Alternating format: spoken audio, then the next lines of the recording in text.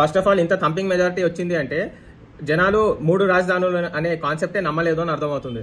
ఎందుకంటే ఇప్పుడు వైజాగ్ ని క్యాపిటల్ చేస్తానా కానీ వైజాగ్ వాళ్ళు కూడా అక్కడ అటు సైడ్ కూడా టీడీపీకే సీట్లు వచ్చాయి అంటే సో అందరూ అమరావతి క్యాపిటల్ గానే కావాలి అని అదొక ఫస్ట్ మేజర్ ప్రైమ్ రీజన్. రాష్ట్రానికి క్యాపిటల్ లేదు అనేది జనాలకు చాలా బాగా సింక్ అయింది అనిపిస్తుంది మైండ్ లోకి. So capital issue first thing. Second thing వచ్చేసి పర్సనల్ అటాక్.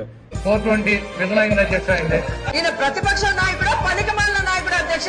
ఇది ఒక రకమైనటువంటి మానసిక వ్యాధి.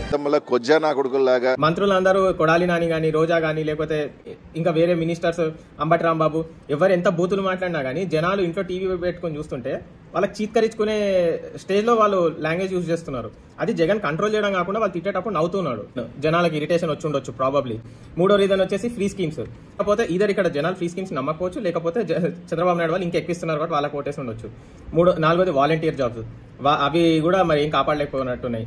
ఐదోది వచ్చేసి చంద్రబాబు నాయుడిని జైలుకి పంపిస్తే ఆల్మోస్ట్ సింపతితో ఎవరు జైలుకి వదిలేస్తే వాళ్ళే సీఎం అవుతారు.